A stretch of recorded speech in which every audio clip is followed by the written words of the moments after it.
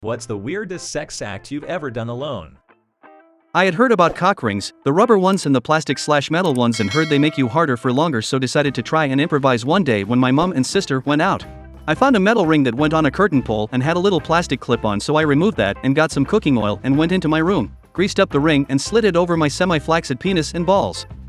It felt pretty good, so I grabbed a magazine and started to rub one out. The ring slowly moved further back, restricting blood flow and wedging itself tight against my balls and base of my dick.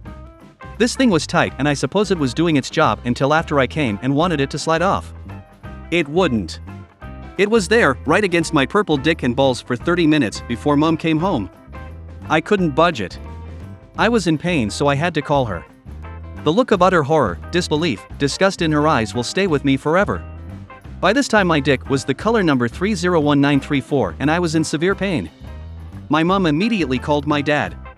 He drove from work, about 10 minutes, came upstairs, took one look at me, got some Vaseline from the bathroom, which I wish I had known about earlier. He got a thin piece of plastic and put Vaseline on it and slid it under the ring and kind of levered it a bit. The blood drained and my member subsided. He handed me a towel, ruffled my hair, picked up the ring, shut my bedroom door and went back to work. We never talked about it again. I one day was bored and alone. My fiance left her butt plug at my house that day. I figured nothing would happen if I tried, so I used it. Well, long story short, I couldn't get it out and had to call her to help me. I've told this before, and it'll get buried again, but for anyone sorting by new, here goes. I was 16, and my first job was at a wedding venue, working as a server during the receptions, and then helping out with cleanup afterward. This was a pretty ritzy place, and we had to have the floors looking like mirrors before we went home. That took hours with a buffer washer, stripping it down to get rid of the dancers' scuff marks, and then building it up with layers of wax. The handle of the buffer was adjustable, and being a small chick, I found it easiest to control if I sort of wedged into the top of my pelvis. That way I could use my ugly little boy hips to move it around. No upper body strength needed. One night, the buffer either malfunctioned or worked better than ever before, depending on if you were asking my boss or my lady parts. It vibrated like it was about to fall apart due to an improperly installed brush head. I didn't mind, though. As soon as I tucked that sucker's handle up onto my pelvis, the most wonderful things started happening in the region just a couple of inches below that. I looked around, did a quick adjustment to lower the handlebar just a tad, and then fired that big boy up. 10 minutes of that,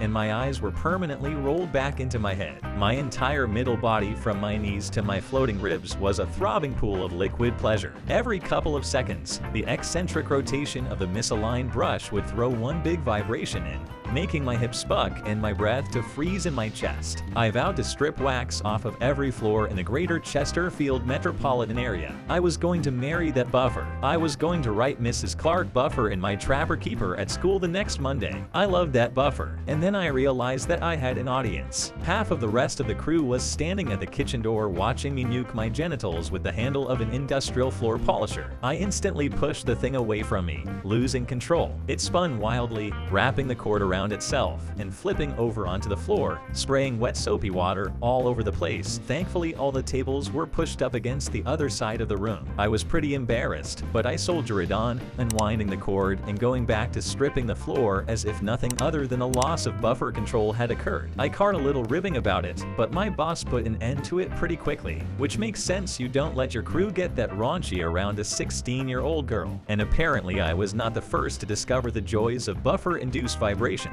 Over the next few weeks, a couple of the other female members of the crew related their stories about how they had found out that a slight adjustment of the pad and handle could make wonderful things happen. They were just a little bit about not pulling a "when Harry met Sally" moment while their coworkers watched. Told her, found out that a floor buffer can produce strong vibrations that can be transmitted to one's crotch area via the handle. Enjoyed an extended period of bliss while stripping a floor, without realizing that I was putting on a show for my coworkers. Totally worth it. When I was 13 or so, I was playing in the creek at the end of our road. Poking a big stick in the mud, I noticed it was a consistency that made a loud sucking noise when I pulled the stick back out. It was enough to get the wheels turning, and after I formed two nice mud patty boobs, I went to work.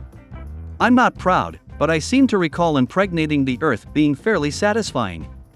Not me, but a dude that was a few years older than me in high school. This dude, Ted, decided that it was a good idea to fuck a Head and Shoulders shampoo bottle while he was in the shower. His dick ended up getting stuck in the bottle and he had to go to the ER to get it removed. Afterward, he was forever known as Ted and Shoulders.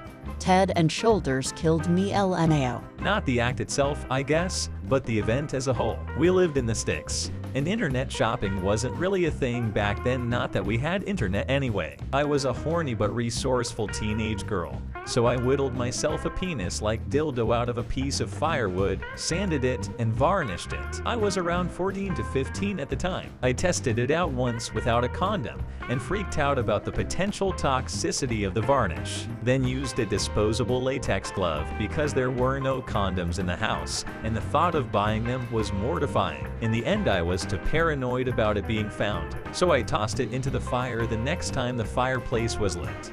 Whittle dildo is the best so far. Not cause it's weird, deuce because it is.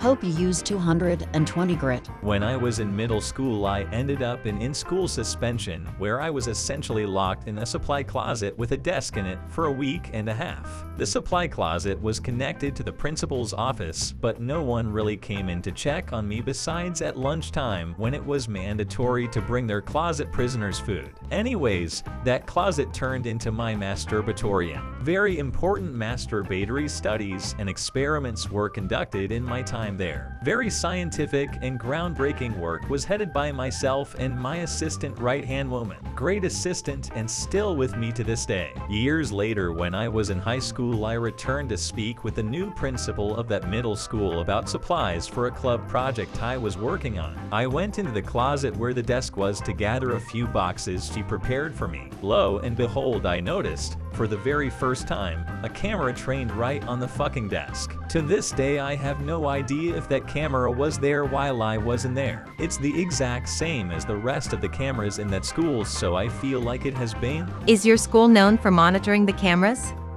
I know at my school they only checked them if something happened.